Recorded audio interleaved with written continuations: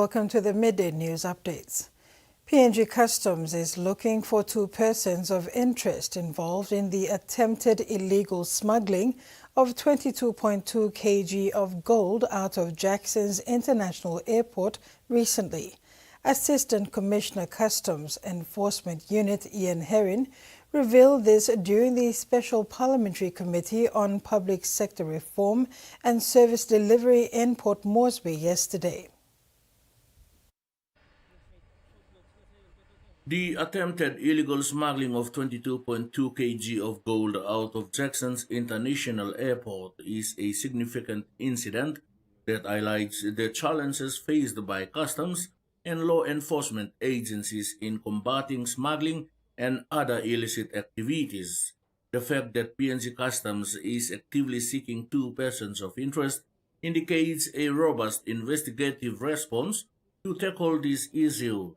Assistant Commissioner Customs Ian Herring's revelation during the Special Parliamentary Committee on Public Sector Reform and Service Delivery highlights the seriousness of the situation and the need for improved enforcement mechanisms in the country's customs and immigration frameworks. He said illegal smuggling of gold not only has financial implications but also raises concerns about compliance with international regulations regarding the movement of precious metals. Mr. Herring told the committee that customs officers were only restricted to certain area of the Jackson's International Airport, while National Airports Corporation take full responsibility of the facility. Lack of holding cells to detain suspects is also a challenge that affect the task of customs officers. The involvement of customs authorities also calls for greater cooperation with other law enforcement agencies to ensure that all aspects of the smuggling attempt are investigated, including the network of individuals and potential criminal organizations involved. Additionally, this situation may prompt discussions about enhancing training for customs officers and implementing advanced technology to improve detection and monitoring at airports and other entry points. Interestingly enough, 22.2 kg of gold and passports of the two foreigners were seized, but both men are missing from the Bomana Immigration Detention Center. Freddie Mo, TV1 News. Minister for Environment, Conservation and Climate Change, Simo Kilepa, announced the third National Climate Change Summit yesterday. The summit begins this Wednesday, October 1st, under the theme Empowering Inclusivity and Accelerating Climate Action for a Resilient and Sustainable PNG. The third National Climate Change Summit will be hosted at the Hilton Hotel in Port Moresby under the theme Empowering Inclusivity and Accelerating Climate Action for a Resilient and Sustainable PNG. The summit begins this Wednesday, October 1st and ends Thursday the 2nd. Firstly, I want to officially announce the Climate Change and Development Authority, CCDA, under the Ministry of Environment, Conservation and Climate Change will host the third National Climate Change Summit on Wednesday 1st to Thursday 2nd of October 2025 here in Port Moresby at the Hilton Hotel. Acting MD Climate Change and Development Authority Deborah Sungi thanked sponsors, development partners and stakeholders who have been part of the implementation plan of the National Adaptation Plan. That this mechanism in terms of the Climate Change Summit is a coordinating mechanism that we define in terms of bringing all our key stakeholders together to identify the work that each of the sectors have done over the years from our second National Climate Summit with an outcome as a communique, the Waigani communique. We have a couple of key outcomes that were discussed in the second National Climate Summit. Sungi said this summit will evaluate how the sector has progressed from the outcomes of the last summit, the challenges identified and what the discussions will be during this week's meet. The National Climate Change Development Authority and our good minister have progressed a lot of work. We've seen over the 2 years from the last summit that we hosted. Some of the things that I would like to make mention of in terms of key achievement, one is our efforts in climate finance mobilization.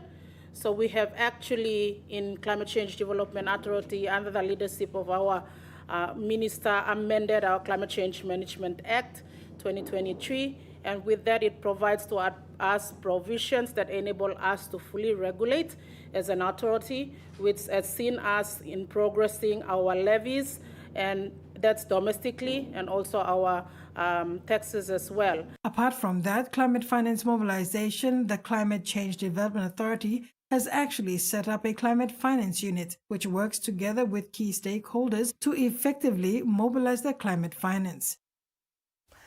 Bokbilong Pikinini joined the rest of the world this month in celebrating International Sign Language Day, highlighting the importance of inclusion and representation in education. The literacy organization, well known for its work across Papua New Guinea, reaffirmed its commitment to building an inclusive curriculum that supports children of all abilities, including those living with disabilities. As part of its inclusive learning approach, Bokbilong Pikinini has published books such as I Am Noah, inspired by one of its own inclusive education officers, Noah, who was born with a hearing disability. Today, Noah plays a key role in BBP's program team, helping to develop content that ensures every child has equal access to education. The organization said its work is guided by the principle that every child deserves the chance to learn, grow, and thrive. Leaders also stress that literacy and communication in all its forms, spoken, written, or signed, must be celebrated and supported. International Sign Language Day is observed worldwide to promote awareness of the importance of sign language in achieving the full realization of the human rights of people who are deaf or hard of hearing. Turning abroad, 3 police officers shot dead in the line of duty this year are being honored as part of National Police Remembrance Day service across Australia. Flowers laid by grieving loved ones as Victoria Police gathered to remember their own. The families of Detective Leading Senior Constable Neil Thompson and Senior Constable Vadim Devas Hotar watched on as the force marked Police Remembrance Day. The 2 officers were gunned down in Paulpunka last month, their names now etched in Victoria Police's honour wall. Those tragic losses remind us of the uncertainty, and should I say, the inherent dangers that policing brings with us. Every police family deserves to see their loved one come home. The 2 men are among 178 Victoria Police officers who've been killed in the line of duty since the force was established, with current and former officers from across the country paying their respects. We've all got blue blood, and when one of our people die, when one of our people are killed, then we all feel it. It's days like this that we really understand that we are a policing family. In Ovens, just minutes from Paulpunka, officers pause to remember the slain officers as the hunt for their alleged killer appears to slow. Just 200 police officers remain dedicated to the search, down from close to 500. 1,400 tips with information have also not panned out. We have searched over 40 square kilometres by foot, by air, to do our best to understand where the person responsible is, and we will not give up. In Canberra, the names of Neil Thompson and Vadim Devas Hotar were a notable omission from the National Wall of Remembrance and won't be included until next year, with just Tasmanian officer Keith Smith added to the wall. The constable, who was shot dead in June while serving a warrant, was also honoured in Hobart today. Service and sacrifice etched in history as colleagues and families grieve. We will remember, hasten the dawn. The developers of a futuristic spider-like robot say it could be building homes in Australia within years, and it could one day even be developed to the moon. Deployed, rather. The semi-autonomous robot has been showcased at the International Astronautical Congress in Sydney. It looks and moves like a spider, Charlotte's a pretty amazing technology. It's a spider-like, animal bio-inspired creation. But Charlotte, the semi-autonomous robot, won't weave webs. Instead, could eventually build homes. It's essentially a giant 3D printer that's going to be able to 3D print homes out of sustainable building materials. You download plans onto it first, and it crawls along the site, laying this material where it's needed, when it's needed. Showcased at the International Astronautical Congress in Sydney this week, still in research and development, it's the brainchild of Crest Robotics and Earth-built technology, touted as a low-carbon and low-cost solution to the housing crisis. One single process. Raw materials go in and walls come out, and that cuts out all the cost and all the carbon. Experts believe robotics will play a major role in addressing the labour shortage and improve productivity in construction. Robotics can help really close that gap and augment the workforce that we already have. So we can achieve more with the same level of workforce that is available. Charlotte's main purpose here on Earth is ambitious enough, and it's still in research and development. But for its creators, their hopes go all the way to the moon. By supporting this technology and doing it in an extreme environment like in space, we actually make solving problems here on Earth a lot easier. We really want to get technology demonstrators of, Australian technology being tested up in these environments in the coming years. Back home in sports, the final round, Game 18 of the Monoplus POM AFL Premiership competition saw Dockers claim the minor premiership in the seniors, defeating Gordon's Kokofas 5 goals to 8 behind, 38 to 4 goals, 10 behind, 34 on Saturday. Kokofas' poor goal kicking cost them the game.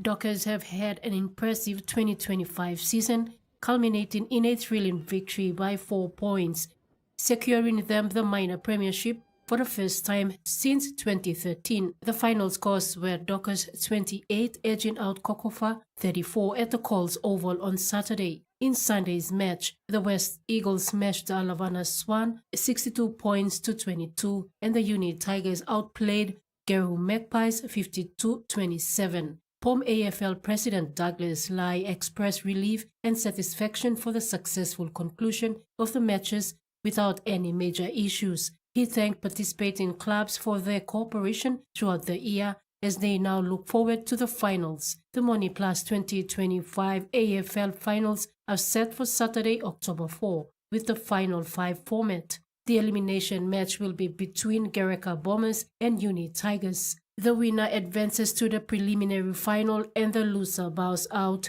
The qualifying final will see West lock horns with Magpies. The preliminary finals will be played on October 11 and the grand final is set for October 18.